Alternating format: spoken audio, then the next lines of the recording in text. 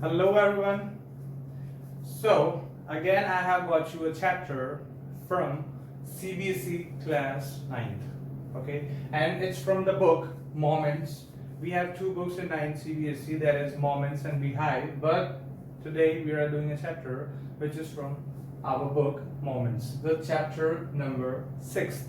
Okay, and what's the name of the chapter? The name of the chapter is Weathering the Storm in Ersama. Weathering the Storm in Ersama. In this chapter, what are we going to talk about is storm. As you guys can see in the title only, that it's storm written over there in Ersama. Ersama is a place name where came a very disastrous storm.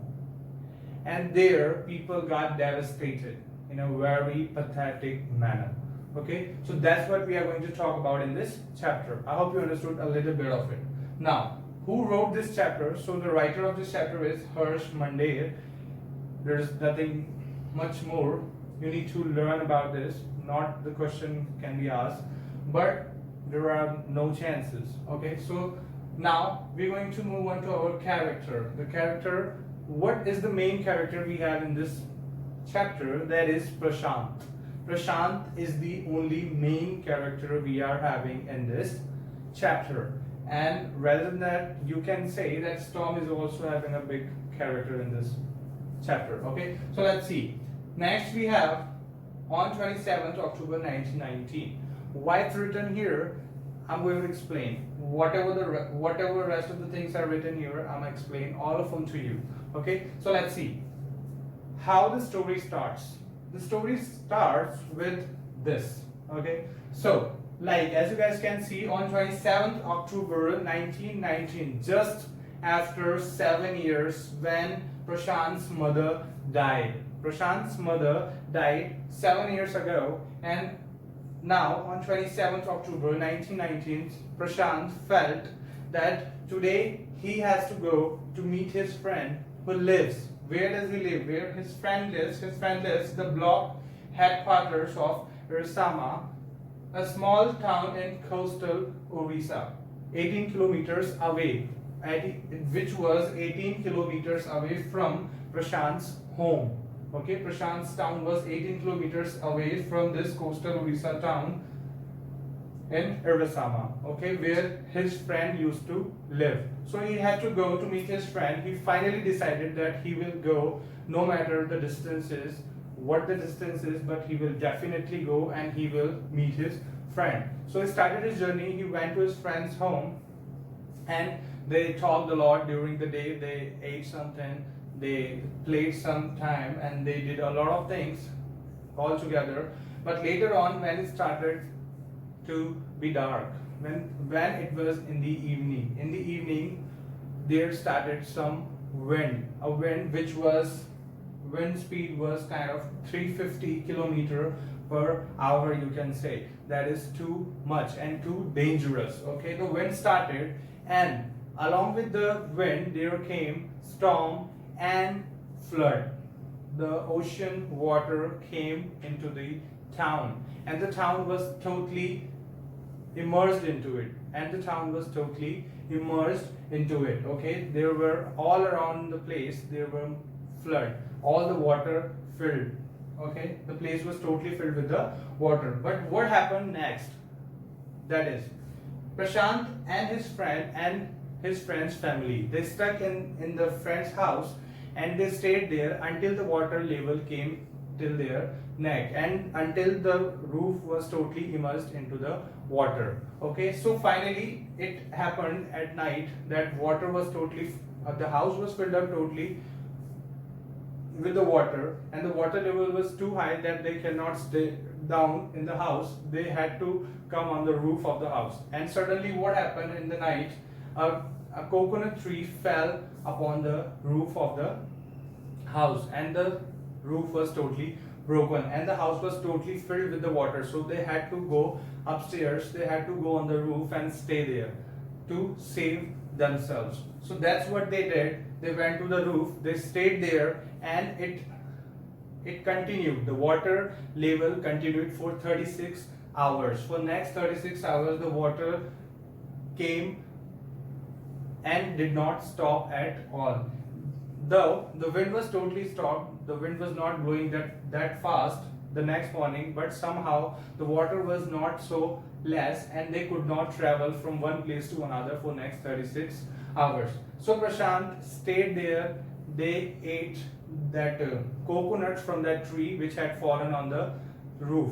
So it was a grace in disguise, you can say. So they ate those coconuts. They stayed there on the roof, and when Prashant felt that the water level is low, that he can travel in that, he went down. He decided to go to his family 18 kilometers away from there. He decided to go in the flood situation 18 kilometers away to his home to see his family. Are they alive or are they dead? So he decided to go. His friends, parents and his friends, they tried to stop him a lot, but he did not stop at all. He kept on saying that I will go to see my parents, are they alive or not. And finally he did that. He got himself a stick, a thick stick and a long stick, which he could handle with the hand as a prop to see where the water level is low and where the water level is high, so that he could put his feet and he could make his way further. Okay, finally started his expedition of 18 kilometers from Prashant's friend's home to Prashant home himself. Okay, then what happened during his way, on the way to his town, he found a lot of carcasses of animals, human and some other things, and all the houses were totally disturbed. All the house got broken. Everywhere it was just water and water and water. Sometimes even he forgot his way. Sometimes when he was walking on the road or on the stuff area, he just went into the deep water and he had to swim to get out of that place. And when he went to the next town, he found two of his uncle's friend. They were also going to the same place where Prashant was actually going. So they all got together and they went to Prashant's village. When they reached to Prashant's village, his home was totally devastated. His home was totally broken, and all the things which he had in his house were on the trees now.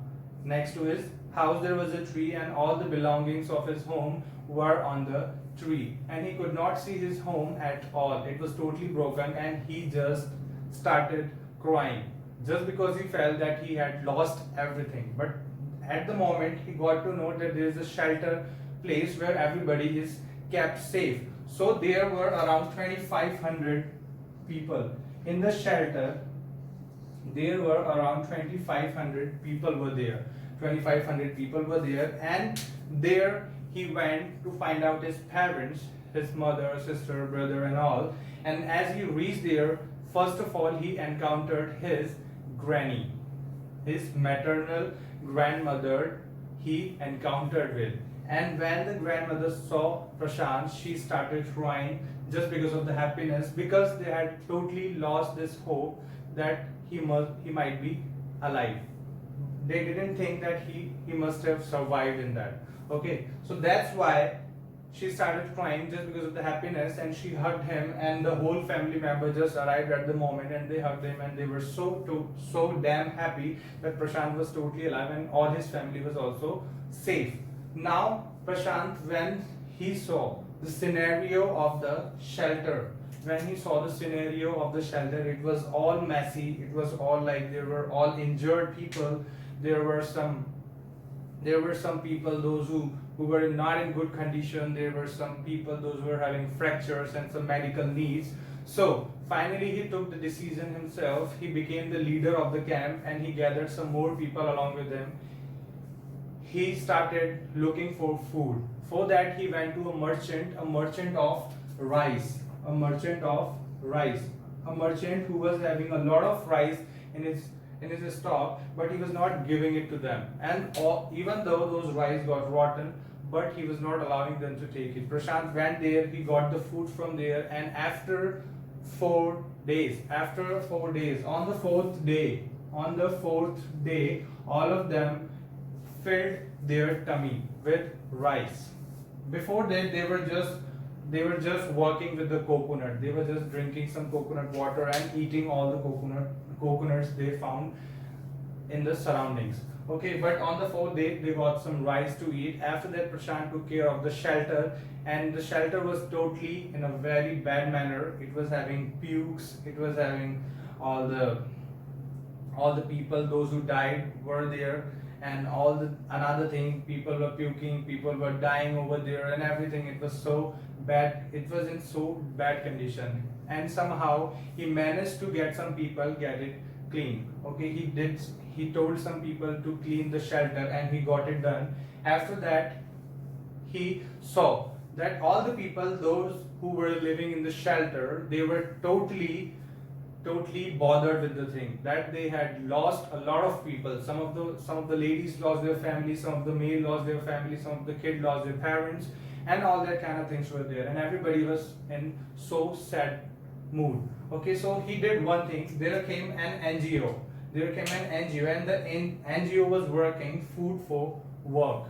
So what did he do? He managed to make all the ladies work with the NGO, so that the ladies got engaged with the work and they could not grieve for the people they lost in that storm. After that, when the helicopters arrived and they got the food packages, those food packages were not sufficient enough. Those food packages were not sufficient enough for all the people, 2,500 people in that camp. So what did he do to give them a sign that we need some more food? He made some kids lie down on the floor, and he gave them an empty plate of steel, and he put it on the chest of them. And then with the reflection of the plates and with the image of the plate of vacant plates, the helicopter people got to know that they need some more food, and they delivered some more food. That's how he fulfilled the need of the food in the camp. And later on, after he got engaged all the female to this work process, he got all the kids and he indulged them with some games. He himself liked cricket a lot, so he managed some cricket matches over there. He played with them so that they could forget about all the pain and all the miseries they have been through. And he continued the work. He got all the males engaged in some other work. And that's how everybody was working, everybody was busy, and nobody had the time to think about the people they lost in the storm. Now, in the end, Prashant got one more thing, which was he managed to put all the female and male and child and children, you can say, he managed to put all of them together somehow, like foster families. He created some foster families where they take some children, people adopt the children, that is we can call foster families. So here he did all the females, those were left alone, he somehow managed to give them a children so that they could have a reason to live, they could have some happiness in their life. And all the males, those were willingly joining some families, he managed to get them together, and that is how he made some more families, and some of the people got a reason to live and to be happy with.